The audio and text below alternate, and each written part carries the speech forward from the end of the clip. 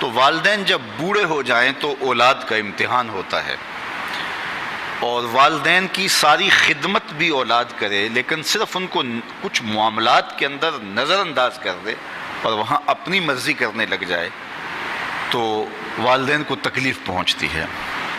حتیٰ کہ والدین خود چاہتے ہیں کہ ہماری اولاد ہمارا کاروبار سنبھال لے،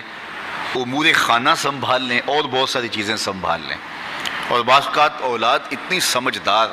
سنجیدہ اور متین ہوتی ہے کہ وہ اچھے انداز سے، بہتر بلکہ انداز میں سنبھال لیتی ہے،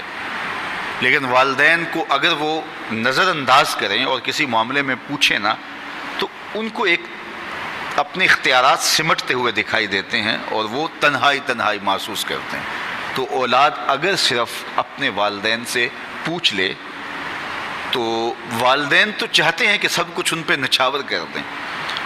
ایک والدین ہی تو ایسے ہیں کہ جو اپنی اولاد کو اپنے سے آگے دیکھنا چاہتے ہیں، لیکن اولاد اگر نظر انداز کرنے لگے تو یہ رویہ والدین کے لیے اذیت کا، تکلیف کا سبب ہوتا ہے۔ اور اگر اولاد اتنی سرکش ہو جائے کہ اپنے والدین کو دقیانوس سمجھنے لگ جائے، حالات سے بے خبر جاننے لگ جائے تو یہ والدین کے لیے اس سے بھی زیادہ تکلیف کا سبب ہے۔ اور اگر وہ والدین کو مداخلت بھی نہ کرنے دیں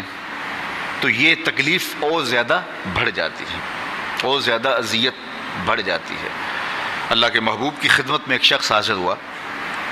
اور اس نے حضور کی بارگاہ میں شکایت کی، اور وہ یہ تھی کہ میرا بیٹا اپنی چیزوں کو جو ہے وہ مجھے ہاتھ نہیں لگانے دیتا۔ تو آقا کریم علیہ السلام نے اسے بلایا اور فرمایا کہ یہ تمہارا باپ کیا کہہ رہا ہے؟ تو اس نے کہا کہ حضور اس کی عمر ایسی ہو گئی ہے تو یہ چیزیں خراب کر دیتا ہے۔ تو آقا کریم کی چشمان اقدس سے آنسو ٹپکنے لگے، اور آقا کریم نے فرمایا کہ ایک وقت تھا کہ تو اس کی چیزیں خراب کرتا تھا اور اس نے کبھی نہیں تمہیں روکا تھا، یہ دوبارہ وہ چیزیں لا کے تمہیں دیتا تھا۔ تو حضور نے اس وقت ایک تاریخ ساز جملہ ارشاد فرمایا، انتا و مالو کا لابی کا، فرمایا تو بھی، تیرا مال بھی تیرے باپ کا ہے، وہ تیرے مال میں،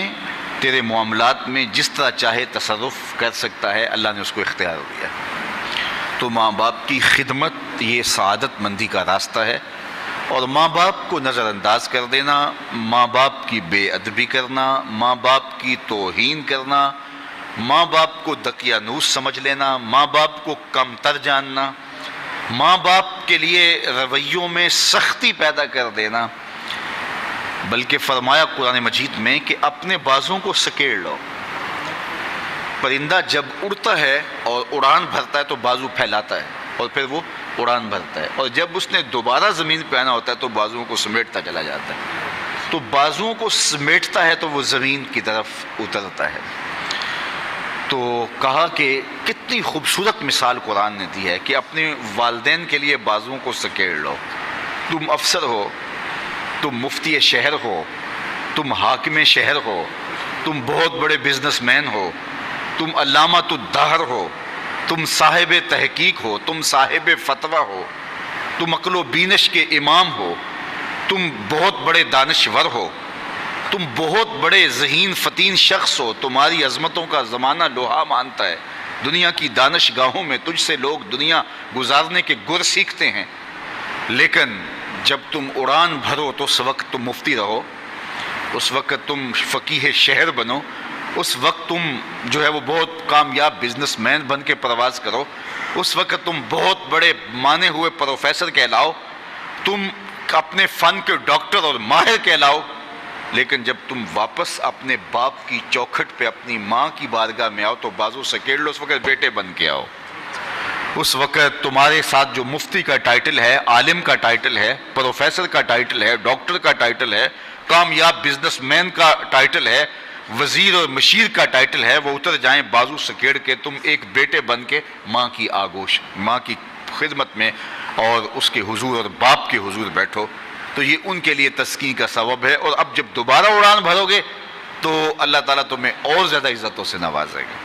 تو فرمایا کہ اپنے بازوؤں کو سکیڑ لو۔ اللہ اکبر، کتنی خوبصورت بات ارشاد فرمائی،